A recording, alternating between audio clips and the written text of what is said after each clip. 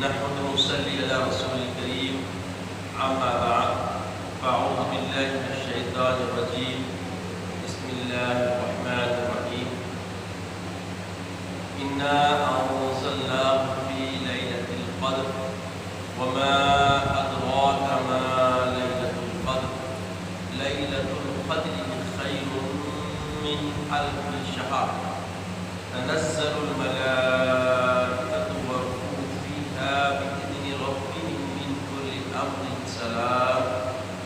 سلام هي حتى مطلع الفجر. صدق الله العظيم وصدق رسوله النبي الأمين الكريم من الشاهدين والشاهدين. كل حمد و ثنا مالک حقیقی وحدہ لا شریک کے لیے سزاوار ہے، جو ساری خلقت کا پالنہار ہے، جس کے دست قدرت میں کل جہاں کی بادشاہت ہے، جو چاہتا ہے کر گزرتا ہے، اس کے اختیار کو کوئی روک نہیں سکتا، قدیم ہے، ابد الآباد سے ہے اور ہمیشہ ہمیشہ رہنے والا ہے۔ میں گواہی دیتا ہوں کہ نہیں ہے کوئی معبود برحق لائق عبادت سوائے اللہ کے، اور میں یہ بھی گواہی دیتا ہوں کہ محمد عربی صلی اللہ تعالی علیہ وآلہ وسلم اللہ کے بندے اور خاص رسول ہیں۔ صلاۃ و سلام نازل ہو آقا نامدار نور تاجدار محمد عربی صلی اللہ تعالی علیہ وآلہ وسلم پر، آپ کی آل پر، آپ کے اصحاب پر۔ بزرگان دین، برادران اسلام، رمضان المبارک کے آخری عشرے میں ہم قدم رکھ چکے ہیں، اور ہماری سانسیں اللہ تعالیٰ نے عطا کی اور ہمیں عمر درازی دی کہ ہم آج کی اس شب میں شب قدر کی تلاش کے لیے جمع ہوئے۔ عزیزوں اور بزرگوں، جو علامات شب قدر روایتوں میں آئے ہیں اور صحابہ اکرام رضوان اللہ علیہم اجمعین نے بیان کیے ہیں، اس کے آئین میں اگر دیکھتے ہیں تو ممکن ہے کہ یہ 21ویں شب قدر، چونکہ شب قدر جس رات ہوتی ہے اس دن دھوپ میں سخت تپش ہوتی ہے، اور پھر اس کے آثار بدلتے ہیں، نمی ہوتی ہے، کچھ چھینٹے بھی پڑتے ہیں، اور پھر رات ٹھنڈی ہوتی ہے، تو ایک دم موسم بدل چکا ہے، اور آپ محسوس کر رہے ہیں کہ ہر روز کے اعتبار سے آج کی جو شب شروع ہوئی ٹھنڈ اور سرد ہے، اور کل صبح کا سورج دیکھنا کہ کیا ہوتا ہے، یہ علامت اگر پائی جاتی ہے تو شب قدر آج کی رات ہو سکتی ہے۔ عزیزوں اور بزرگوں، شب قدر اللہ نے امت محمد کی حق کو کیوں عطا کی، کیسے ہم کو ملی، اور اس کے حصول کے لیے پیارے آقا سرور کائنات معلم انسانیت رحمت عالم صلی اللہ تعالی علیہ وسلم رمضان کا آخری عشرہ اعتکاف میں گزارتے ہیں۔ تو یہ اعتکاف بیٹھنے والے امت محمدیہ صلی اللہ علیہ وسلم کے لیے سب سے بڑی اللہ کی طرف سے انعام کی پیشن گوئی ہے، کیونکہ شب قدر ان کو نصیب ہوئی۔ تو شب قدر اگر کیا ہے معلوم ہو جاتا اور کس دن ہے معلوم آتا تو لوگ اس کے تلف ہو جانے، اس کے چھوٹ جانے کا افسوس بے انتہا کرتے کہ ممکن ہے کہ وہ اس سے باہر آئے، کیونکہ اس میں اللہ تعالیٰ نے بے پناہ اجر و ثواب سے اس کو معمور رکھا ہے۔ شب قدر کوئی معمولی رات نہیں ہے۔ روایتوں میں آتا ہے کہ پیارے آقا علیہ الصلوۃ والتسلیم کی بارگاہ میں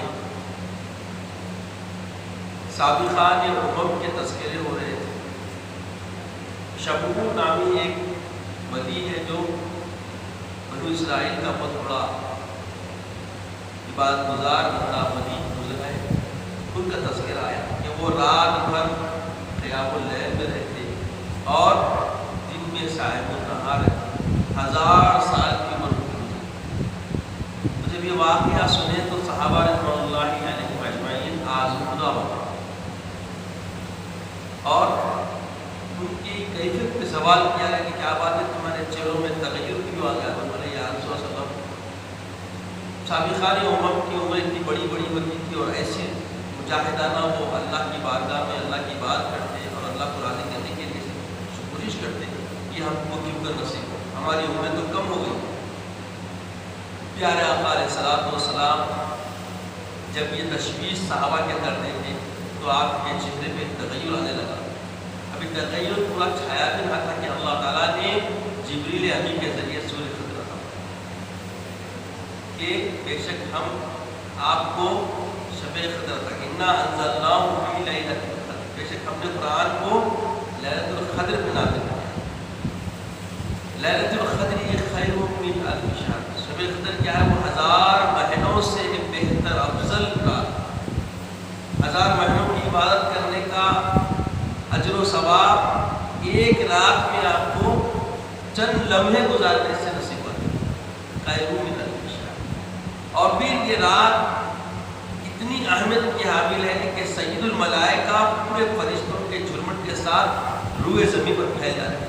تنزل الملائکۃ والروح بإذن ربہم، اپنے رب کے حکم سے کیا ہوتے ہیں؟ پورے تشریف لا لیتے ہیں اور سلامتی کی دعا کرتے ہیں یہاں تک کہ فجر طلوع ہے۔ تو یہ رات بے باہ برکتیں اور اللہ کی رحمتوں سے معمور ہے جو امت محمدیہ صلی اللہ تعالیٰ علیہ وسلم کی نصیب میں آئی۔ تو گویا اللہ کے حبیب صلی اللہ علیہ وسلم کی نظر کرم جو صحابہ میں پڑی، ان کی تشویش جو اللہ کے رسول کی بارگاہ میں پہنچی اور اس میں اللہ کے رسول نے توجہ فرمائی تو اللہ تعالیٰ نے یہ انعام دیا۔ عزیزوں اور بزرگوں، یہی تو ہے جو آج کی تعلیم ہے کہ صحبت بزرگوں کی وجہ سے نعمتیں ملتی ہیں، بزرگوں کی صحبت میں رہنے اور ان کے پاس قریب رہنے سے برکتیں ملتی ہیں۔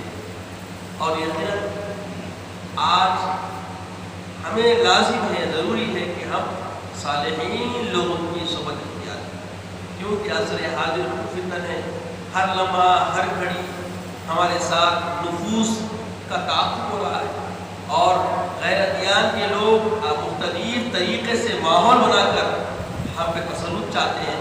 تو ہم اپنے ایمان کی حفاظت کی کوشش میں اور سعی میں لگ جائیں۔ تو اس کا بہترین ذریعہ یہ رمضان المبارک کے آخری عشرے کا ہے، جس میں شب بیداریاں ہوتی ہیں۔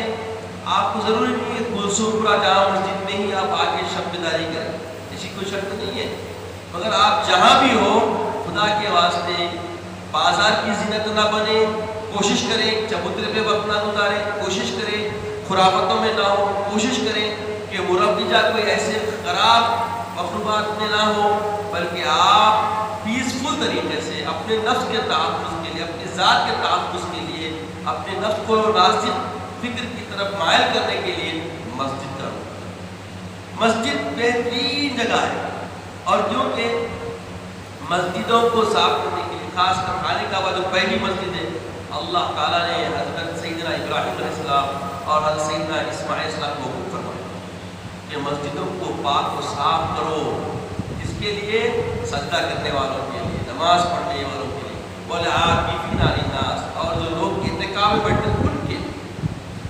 تو یہ مسجدوں کی خدمت جس کے ذمہ آتی ہے، یہ نبیوں کی سنت ہے، کیونکہ اس کو قرآن سے ثابت کیا گیا ہے، قرآن کا فرمان ہے۔ تو مسجد کی خدمت آنا نبیوں کی کامل سنتوں پہ ہونا ہے۔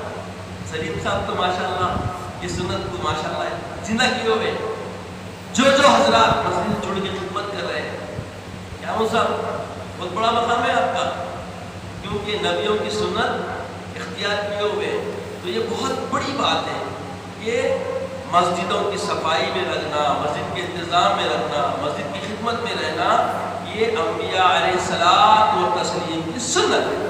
اور کس کے لیے کرنا ہے مسجد صاحب؟ قرآن واضح پڑھا ہے، نمازیوں کے لیے، سجدہ ریزی کرنے والوں کے لیے، رکوع والوں کے لیے اور اعتکاف کرنے والوں. تو معتکفین کے لیے مسجد کی صفائی کرنا یہ اللہ کا حکم ہے. اعتکاف اللہ کے حبیب صلی اللہ علیہ وسلم کی ایسی سنت ہے، یہ سنت فرض کفایہ، سنت کفایہ ہے. اگر سارے سنت مؤکدہ کفایہ ہے، اگر سارے محلے سے چند لوگ یا ایک فرد بھی اسے اختیار کرتا ہے تو سارے محلے کا ذمہ ثابت ہوتا ہے. اگر کوئی نہ بیٹھے تو اس کی وعید پورے محلے پہ آتی ہے. تو یہ اعتکاف بیٹھنے والوں کا معاملہ یہ ہے کہ یہ نمائندہ ہیں سارے محلے کے امن و امان کو اللہ کی بارگاہ سے طلب کرنے والے طالبین ہیں. ان کی کوشش، ان کی سعی، ان کی اپنی ذات کے لیے نہ صرف ہے بلکہ یہ پورے محلے کے لیے خیر مانگنے والے اللہ کی بارگاہ سے، اللہ کی بارگاہ میں محلے والوں کی طرف سے نمائندگی کرنے والے. تو بتایا گیا کہ شب قدر جو ہے یہ اللہ کی طرف سے بہت بڑا انعام ہے، اور اس میں آپ کو بس کچھ نہیں کرنا ہے، اللہ کی تسبیح کرنا ہے، اللہ کا ذکر کرنا ہے، اللہ کی بارگاہ میں طالب بننا ہے، دعا گو رہنا ہے. اور اگر آپ سے کچھ نہیں ہوتا ہے تو نماز عشاء جماعت سے پڑھنا. تو طریقہ بتائے علماء راسخین نے، ایک فکر دی کہ دیکھو اگر کچھ نہیں ہو سکتا تم سے تو اہم کوشش یہ کر لو کہ نماز عشاء جماعت سے پڑھی جائے، اس کے بعد جتنا ہو سکتا تھوڑا ذکر کیا جائے اور آرام، اور فجر کی نماز جماعت سے پڑھ تو ساری رات عبادت کا ثواب مل جاتا. اب آپ بولیں گے کہ بھائی فجر کی نماز پڑھنا بول رہے ہیں، عشاء کی نماز سحری کب کرنا؟ تو سحری بتایا نہیں گیا مگر وہ انکلوڈ ہے، ضمن ہے وہ، کیونکہ سحری کیا ہے؟ سحری بھی عبادت ہے، سحری بھی بولیے عبادت ہے. اب رمضان میں نہ صرف سحری عبادت ہے، آقا علیہ السلام فرماتے ہیں کہ صائم کا سونا بھی عبادت ہے. اب بولیے آپ رات بھر عبادت کا ثواب کوئی انکلوڈ رہا ہو تو رمضان میں روزے دار کا آرام کرنا بھی عبادت ہے. حدیث میں پتہ ثابت ہے، اسی لیے علماء نے یہ بات ذکر کی. تو رات دن کا سونا جب عبادت ہے، رات کا سونا بھی عبادت. تو ہوتا کیا؟ اگر آپ جاگیں گے، چبوتروں پہ چلے جائیں گے، بازار میں نکل جائیں گے تو آپ اپنے کردار سے، اپنی خرافت کی وجہ سے، اپنے ذاتی نظریات کی وجہ سے شب قدر کھو دیں گے اور اس کی وعید بڑھ جائے گی. اس کی وعید کیا ہوگی؟ علم ہو گیا، آپ کو معلوم ہو گیا کہ آج 21ویں شب ہے تو سارے مسلمان کیا کرنا؟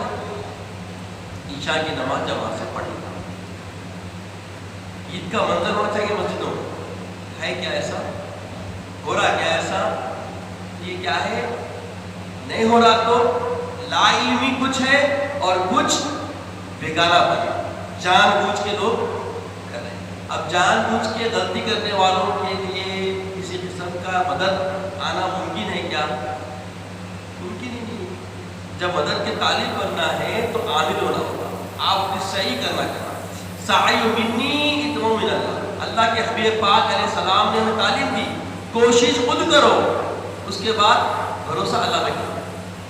تو اگر ہم یہ ریاضتیں کرتے ہیں جو مسنون ہے، اللہ کے رسول کی عادات و اطوار سے ثابت ہے، آپ کے اسوے سے ثابت ہے، صحابہ کے کردار سے ثابت ہے، صحابہ کی پوری زندگی سے بات ثابت ہے، تمام قرائن یہ بات کہا ہے کہ اس پہ عمل کرنا ہمیں لازم ہے، ضروری ہے.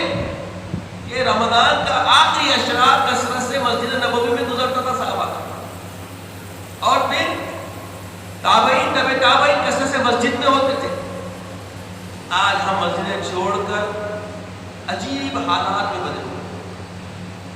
عزیزوں اور بزرگوں، نفس کو کنٹرول کرنے کے لیے روزے میں پھر اعتکاف میں پھر آتوں کی شکل ہائے ہائے. اب نفس پاکیزہ کیسے نہیں ہوگا؟ بھٹی میں بار بار لوہا ڈالا جاتا ہے تو لوہا بھی نرم پڑ جاتا.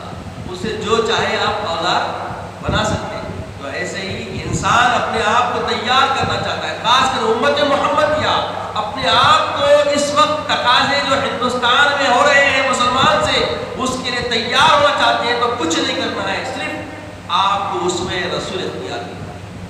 نہ کسی آپ کو طاقت آزمائی کی ضرورت ہے، نہ کسی غلط کام میں ملوث ہونے کی ضرورت ہے. بس آپ اپنے آپ پہ محنت کیجئے، خود بخود خوف کا بلا ہو جائے گا. آج ہم اپنے پیچھے محنت نہیں کر رہے، اپنی ذات میں محنت نہیں کر رہے، اس کا نقصان ہمارے سامنے. محنت کرے بغیر کچھ نہیں ملتا. ابھی آپ قاری صاحب سے قرآن کی تلاوت سنیں، وَاسْتَعِنُوا بِالصَّبْرِ وَالصَّلَاةِ، کتنی پیاری تعلیم ہے قرآن کی. وَاسْتَعِنُوا، مدد طلب کرو، حکم ہو رہا. وَاسْتَعِنُوا، مدد طلب کرو، بِالصَّبْرِ وَالصَّلَاةِ، صبر اور نماز کے ذریعے. صبر اور نماز کے ذریعے. رمضان کئی کا مہینہ ہے؟ صبر کا مہینہ. صبر کے مہینے میں روزہ رہتے ہیں، روزے میں صبر ہونا. یہ صبر اپنے تو روزہ کامل ہوتا ہے کیا؟ نہیں ہوتا. کامل روزہ کرنے کے لیے کیا ہونا؟ صبر ہونا.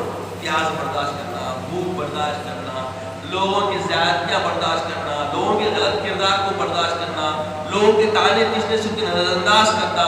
بغیر صبر کے ممکن ہی نہیں ہے.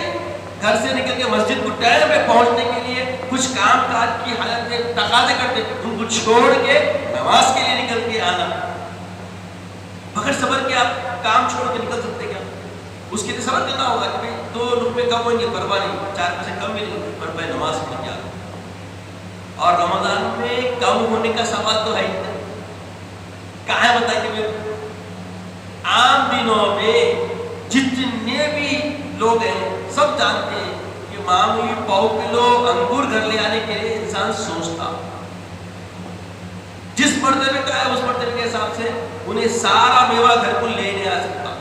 مگر رمضان میں بغیر گھر والے تقاضا کرنے کے خود لیا تھا اور انتظام ہوا تھا. اس سے بڑا کیا ہونا کہ صبر کا بدلہ بہت ہے. فرحتان للصائمین، روزدار کے لیے کتنے 2 خوشیاں ہیں. بولے 2 خوشیاں ہیں. یہ خوشی کا مطلب سمجھتے ہیں؟ دل کی گہرائی سے مسرت چہرے پہ آنا، دل بھی اندر خوش ہونا اور چہرے سے بھی رونق انداز معلوم ہونا. تو بولے عند الافطار، سب سے پہلی خوشی اس کی افطار کے وقت ہوتی ہے. کیونکہ دن بھر جو صبر کرتا ہے، نماز پابندی سے پڑھتا ہے، قرآن کی تلاوت کرتا ہے، سارے امور جو اپنے ذمے ہیں ان کو انجام دیتا ہے، اس کے بعد آخری وقت اللہ کے حوالے ہوتا ہے. مولا یہ جو بھی سوئی جن سے پورا سورج کے طلوع ہونے سے لے کے غروب ہونے تک میں جتنا بھی معاملہ کیا ہوں بس تیری رضا کے لیے کیا ہوں. اب اللہ کی رضا کا طالب بن کے جب انہیں کھجور ڈالتا ہے تو اس پہ مسرت ہے، ہاں ایک روزہ کمپلیٹ ہو گیا اللہ کے واسطے. خوشی ہوتی ہے. اس کو آپ اپنے آبزرویشن میں رکھیں، اپنے محاسبے میں رکھیں تو علم ہوتا ہے کہ ہم کو کیا نصیب ہوا. اور دوسری خوشی کا انتظار کروایا گیا کہ ایک خوشی تو یہ مل جاتی فٹافٹ افطار کے ساتھ ہی، دوسری خوشی اس وقت ملے گی جب رب سے ملے گا. کیوں کہ رب اتنا کچھ عطا کرے گا، اتنا کچھ نوازے گا، اتنا کچھ دے گا اپنے بندے کو کہ بندہ اس کا تصور اپنے ذہن و فکر میں بھی نہیں رکھتا. اللہ کی ایسی نوازش ہونے والی ہے. کیونکہ حدیث قدسی میں آتا ہے کہ اللہ نے وعدہ کیا ہے الصوم لی وانا اجزی، کہ روزہ میرے لیے میں ہی اس کا بدلہ دوں گا. جب رب نے ہر چیز کی جزا بیان کر دی، دنیا میں ہی اس کو ملنا شروع ہوتا ہے، دنیا میں ملے گا اور آخرت میں بھی ملے گا. جیسا فرمایا کہ ایک نیکی کا بدلہ 10 گنا ملے گا. رمضان آ گیا تو رمضان میں حبیب پاک قاسم کوثر قاسم محمد عربی صلی اللہ علیہ وسلم نے فرمایا کہ رمضان میں اجر بڑھ جاتا. جو ایک کا بدلہ 10 گنا ہے وہ 70 سے 700 گنا اضافہ کر دیا جاتا. یہ قانون ہے کس کا؟ خالق کائنات کا، مالک کائنات کا. اور اس کے محبوب صلی اللہ علیہ وسلم نے ہم تک پیغام دے دیا کہ تم نیکی ایک کرو گے اجر 70 سے 700 گنا پاؤ. تو عزیزو یہ سوغات ہم پہ چھائی ہوئی ہے، اب اس میں ہمیں بس سمیٹنے کی ضرورت ہے. اب سمیٹنے کا کردار کیسا ہونا، سمٹنے کے لیے کس رول کو اختیار کرنا، سمٹنے کے لیے کس نہج اور نظم کے تحت ہمیں رہنا اور سانس دینا ہے، وہ کردار صحابہ کی سیرت سے، تابعین تبع تابعین کی سیرت سے، اسوہ رسول سے ہمیں نصیب آسانیاں کرتی ہے. اور اتنا آسان بندگی کو اللہ نے ڈیزائن کر کے ہمارے حوالے کیا ہے کہ اس میں کسی چیز کی رد و بدل کی ضرورت باقی چندہ ضرورت نہیں ہے. جو کا تم لو نظام زندگی چلو. نظام بندگی اللہ کے حبیب کی اسوہ ہے بھائی، کیا ہے بولو. اب اللہ کے حبیب صلی اللہ تعالی علیہ وآلہ وسلم نے اتنا پیارا ہمیں کیا کہ دیکھو یہ جو کام چلتا آ رہا ہے مسجد بنانے کا، مسجد صاف کرنے کا، یہ کام کل کا نہیں. حضرت سیدنا ابراہیم علیہ السلام، اللہ قرآن فرمایا اپنے نبی کے ذریعے ان کو حکم دیا کہ تم میرے گھر کو صاف ستھرا کرو. کس کے لیے کرو؟ نمازیوں. پہلا حکم، پہلے وضاحت ہے کہ کس کے لیے؟ نمازیوں کے لیے، سجدہ کرنے والوں کے لیے. تو یہ اعتکاف آپ سمجھ رہے ہیں نیا امت محمدیہ میں آیا، یہ پہلے سے اس کو لوگوں نے تحریف کیا، رہبانیت بنا کے، وہ نن بول کے، ایسے بول کے، اس کو کچھ الگ الگ ڈیزائن میں اپنے نفس سے، اپنے ذہنوں سے انہوں نے تبدیل کر دیا، تخلیق کی اس نے انہوں نے احکام خدا میں. اس لیے تحفظ کے لیے پھر دوبارہ اس قرآن کے ذریعے بتایا گیا کہ دیکھو یہ اعتکاف کا حکم ہم اس وقت کے لیے دیں، اور اعتکاف رہنے والوں کے لیے مسجدیں صاف کرنے کا حکم نبیوں کو دیتے. آئے آئے آئے اللہ تعالیٰ کیسے مہمان نوازی فرماتا ہے. اس لیے ضیوف الرحمان کہتا ہے متقفین کسی کے مہمان نہیں ہوتے، وہ اللہ کے مہمان ہوتے. اس لیے ان کے ساتھ ناروا کوئی سلوک نہ کیا جائے، نہ کوئی ان کے ساتھ عداوت کی جائے، کیونکہ ان سے دعوت کرنا گویا رب سے دعوت کرنے کے برابر ہوتا ہے، کیونکہ وہ اللہ کے رحمان کے ضیوف ہیں، مہمان ہیں، اللہ کے گھر میں آئے ہوئے ہیں. ان کا اکرام کرنا چاہیے، ان کا احترام کرنا چاہیے. کل تک وہ باہر مسجد کی گیٹ کے باہر کیا تھا نہیں معلوم، مگر آج معتکف ہو گیا ہے اور سنت کا پابند ہے، اور سنت کے مطابق عین نظام اعتکاف کے تحت انہیں پورا چیزوں کو لے کے اس پہ عمل آوری کر رہا ہے. وہ معتبر ہو گیا، وہ اکرام والا ہو گیا، وہ تقوی والا ہو گیا. انما اکرمکم عند اللہ اتقاکم. اللہ کے پاس کسی کا مقام ہے تو وہ اہل تقویٰ ہے، اور اہل تقویٰ میں سب سے بڑی اس کے کردار کی یہ پہلو جو تمہارے سامنے نمایاں ہو رہی ہے، وہ پہلو کیا ہے؟ اعتکاف کرنا. اعتکاف میں کرنا کیا ہے؟ اللہ سے گریہ وزاری کرنا، اللہ کو راضی کرنا، اللہ کے بارے میں درخواست رکھنا کہ مولا جو کچھ گزر گیا میں گزار دیا، اس کی معافی دے دے. اب جو کرنے والا ہوں اس میں ہمت دے، اور میں تیرا پابند رہوں، تیرے محبوب کی اداؤں کو سرانے والا بن جاؤں. کرنا کیا ہے؟ اس کے علاوہ کیا ہے؟ آپ کوئی اسپیشل کوئی وظیفے پڑھو، کوئی خاص تزکیہ کرو. تزکیہ یہ ہے کہ آپ گوشہ نشی ہو جائے، مسجد کے سپرد ہو جائے. اب یہاں پابندیاں لگتی ہے. یہ پابندیاں لگتی ہے بھائی، اب یہاں پہ آپ عورت کے ساتھ فائدہ نہیں اٹھا سکتے. قرآن میں بتا دیتے ہیں. اب اب تک کیا تھا؟ رمضان میں رات میں آپ فائدہ اٹھا سکتے ہیں، تو قرآن اعلان کرا. دن میں آپ کو پابندی ہے. روزہ کھولنے کے بعد سحری تک آپ جو چاہے وہ فائدے بھی اٹھا سکتے جو روزے میں منع تھے، مگر معتکف ہونے کے بعد وہ بھی فائدہ نہیں اٹھا سکتے. اب جب فائدہ نہیں اٹھا سکتے تو فائدے کا سوچ بھی نہیں رکھنا ہے، سوچنا بھی نہیں ہے. اسی لیے اخبار بھی نہیں، یہ سب چیزوں کی پابندی رکھائی گئی، کیونکہ اسے دنیا طلبی ہوتی ہے، دوسرے سے ملتی. جو چیزیں منع، جس چیز کو چھوڑنے کے لیے مسجد میں آئے اس کو مسجد میں لایا نہ جائے. اب کچھ مکروہات ہیں، کچھ اعتکاف توڑ جانے کی بھی صورتیں ہیں. مسجد کے بلا ضرورت مسجد کے باہر آپ جا سکتے ہیں. مسجد کے باہر بیٹھ کے گفتگو کرتے بیٹھ جا رہے ہیں، لایانی گفتگو. یوں تو مسجد میں عام اوقات میں بھی دنیاوی کلام نہیں کرنا ہے. آج پہلا دن ہے متقبین کا بھی، اس لیے تھوڑا اعتکاف پہ بھی گفتگو کرنا چاہتا ہوں. یہ بات تو سمجھ میں آ گئی کہ 1000 مہینوں سے افضل رات ہے، اس سے بڑے کی کیا ہوگا؟ قرآن شہادت دیتا ہے کہ 1000 مہینوں سے افضل رات آپ کو نصیب ہو رہی، جس کو خالص معتکفین کو نصیب ہوتی چھوٹی، کیونکہ وہ سوتے بھی رہے تو وہ زمرے میں آ گئے۔ اب گھروں میں رہنے والے بھی اگر اس کا اہتمام کرتے ہیں، مسجد میں عشاء کی نماز جماعت سے پڑھ لیے، گھر گئے آرام کر لیے، سحری کر لیے، فجر کی نماز جماعت میں آ گئے، تو ان کو بھی اعتکاف کی شب قدر کی سوغات مل جائے۔ ضمانت ہے یہ، آسان طریقہ، خرافتوں میں نہ رہے، اوقات خراب نہ کریں، چغل خوریوں میں نہ رہے، غیبتوں میں نہ رہے، لوگوں کے تجسسات میں نہ رہے، لوگوں پہ زن کر لیتے نہ بیٹھے، چبوتروں پہ جب بیٹھتے ہیں، باہر بیٹھتے ہیں، بازار میں نکلتے ہیں، یہ سب چیزیں لپٹی ہوئی ہوتی ہیں، محسوس نہیں ہوتی کہ آیا تھا۔ تو مسجد میں بالکل دنیاوی بات کرنا منع ہے، اگر کرتے ہیں تو ان کے اعمال غلط ہو جاتے، اعمال ضائع ہو جاتے۔ اب کون کریں گا بھائی اعمال کو ضائع؟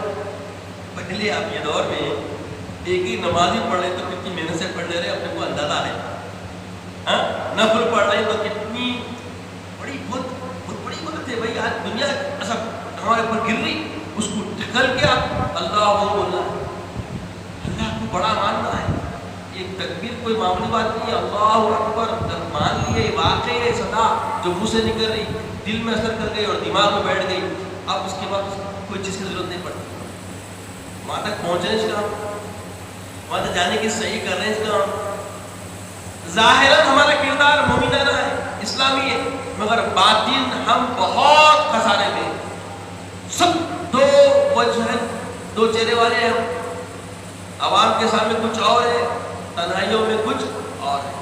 تنہائی بھی ہماری رب کی رضا کے لیے ہو جائے اور اجتماعیت بھی رب کی رضا کے لیے ہو جائے، کچھ دیکھے پھر کیا ہوتا ہے، رنگ بدل جاتے، حالات بدل جاتے، احوال بدل جاتے، حیات زندگی کا خریدہ بدل جاتا، اور اسی کے لیے اسلام آیا۔ جو لوگ پہلے کے لوگ تحریف کیے، اسلام میں کوئی تحریف نہیں آئی کہ قیامت تک، اس کے تحفظ کے لیے اللہ کے حبیب علیہ السلام نے ایک نظام بنا دیا، علماء حق ہمیشہ اس کے پاسبان رہیں گے، اس کا تحفظ کرتے رہیں گے، اہل اللہ اس کے محافظین رہیں گے، اور ان کی پہچان کیسے ہوگی؟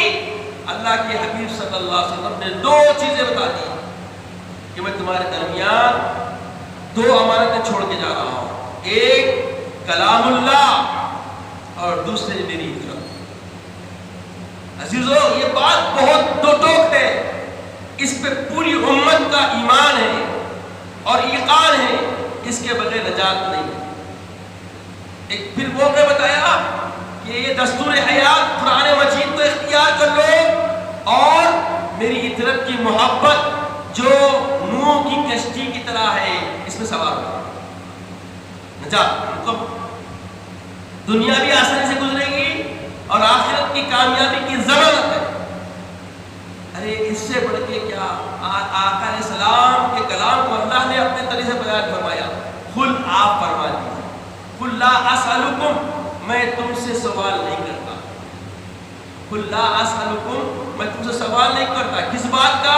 اس بات کا کہ میں یہ جو دین کی تبلیغ و اشاعت کیا ہوں، جو دین تم تک دیا ہوں، اللہ کی وحدت کا جام پلایا ہوں، اللہ کی وحدت تمہارے سینوں میں جاگوزی کیا ہوں، تمہارے ذہن و اذہان میں وحدت خداوندی کا تم کو جو مزاج دیا ہوں، اس کے بدلے میں میں کوئی بولیے اجر نہیں چاہتا، الا المودۃ، مگر میں اپنی ہجرت کی محبت چاہتا ہوں۔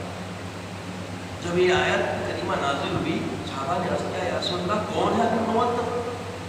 مودت سے مراد کون ہے؟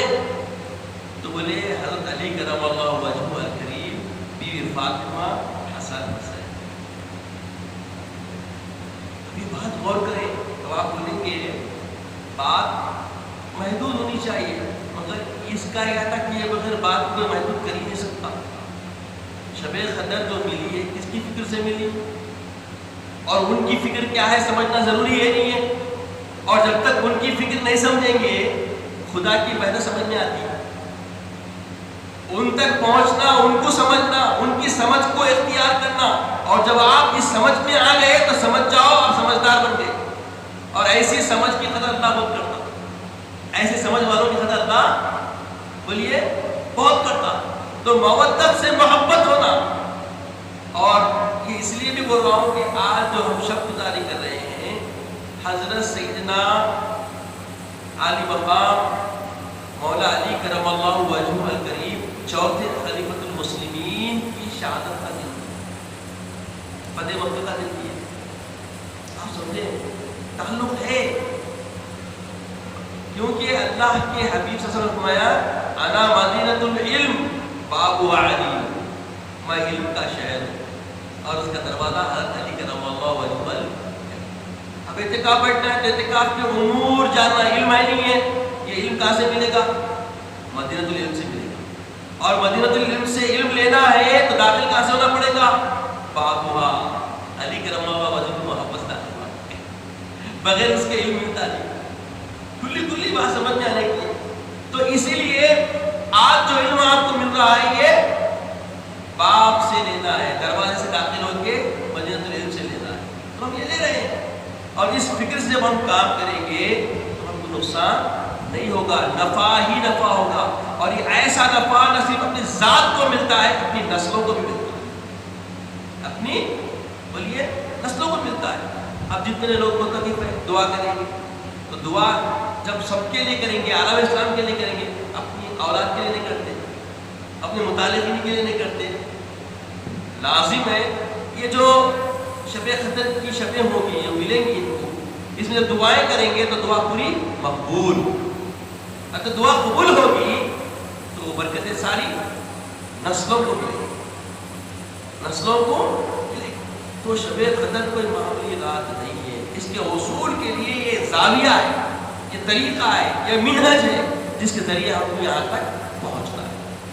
یاد رکھیں جب تک آل رسول مودت سے محبت نہیں، رسول اللہ پسند کریں گے آپ کو، تقاضا ہے ان کا.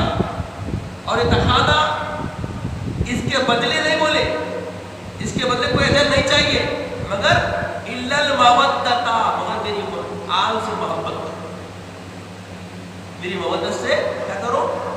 الفت حاصل کرو. اور ان کے بغیر الفت کے قرآن سمجھ میں آتا. قرآن کیا ہے؟ تھیوری ہے. آل رسول پریکٹیکل کرنے کے لیے تھیوری چاہیے. تھیوری پریکٹیکل ملے تو ہم مکمل soft where hard where who جاتے ہیں.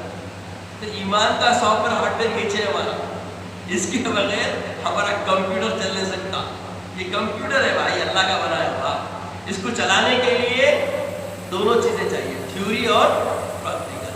تو اب جو پریکٹیکل جو کام جتنے دکھ رہے ہیں کہیں کوئی طرح کی ہے دین کا حصہ نہیں ہے، دین کا حصہ نہیں ہے. جتنے اب باہر حالات دکھ رہے ہیں پورے دین کا قطعی حصہ نہیں ہے. یہ ایسے رمضان نہیں گزرتا. رمضان کی کیفیت دیکھنا ہے تو اپنے بزرگوں سے پوچھو، جو ایک 5-10 سال پہلے جو حالات تھے بالکل بدل گئے.